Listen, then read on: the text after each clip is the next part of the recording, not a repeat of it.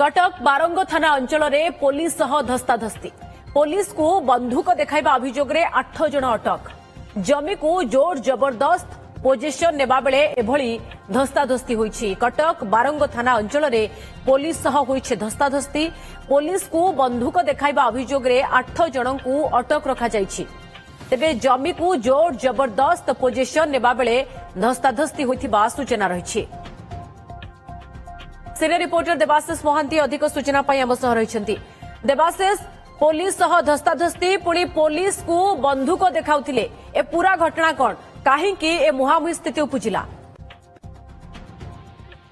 देखो कटक बारंग थाना अंचल में घटना घटी किसी दुर्बृत्त एक जमी पोजिशन देवाक जाइए किसी लोक भयभीत कर जोर जबरदस्त पोजिशन देवाक बाध्य करुले सहित धमक चमक दौले खबर पाई जो बारंग थाना पुलिस घटनास्थल जाइला दुर्बृत्त मैंने बारंग थाना पुलिस सहित जुक्तितर्क करते पर्यंत कथा जाइला।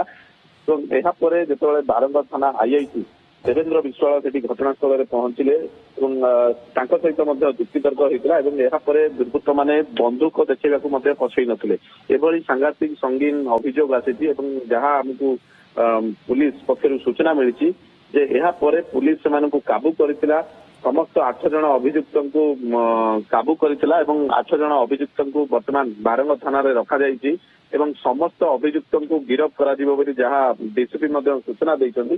तेबे बारंग थाना अंचल रे जेहेतु वर्तमान अनेक बिल्डर्स तो ये 8 जन दुर्बृत्त किए देवाशिष?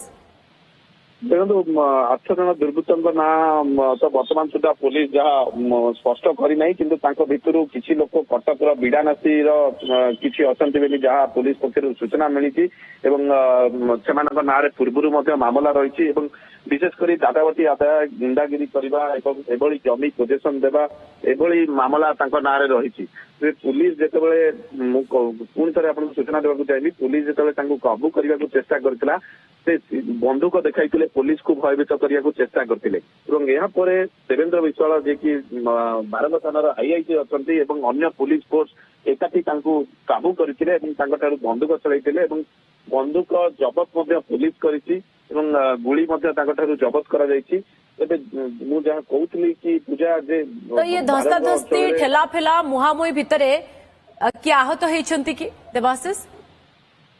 देखो से भाई आहत होबार कौन सूचना ना कि पुलिस संगे संगे काबू कर जेहेतु बंदूक देखई से पुलिस को भयभीत करने को चेष्टा करते तेणु पुलिस संगे संगे काबू कर जेहेतु से अंचल जमी बाड़ी कारबार विशेष भाव किसी दुर्बृत्त किसी दादावटी आदाय कर जोर जबरदस्त अभ्यासगत अपराधी पूर्व ना एकाधिक मामला रही आज से पुणी जोर जबरदस्ती उद्यम करुथिले पुलिस से अटकैबारु पालटा पुलिस को बंधुक देखैले किंतु पुलिस से उठे नहीं। बहुत बहुत धन्यवाद आपन समस्त सूचना पाई Devashish. Exchange your old AC and take home a new power saving AC. Save up to ₹10,000. Patro Electronics, Odisha's largest AC seller.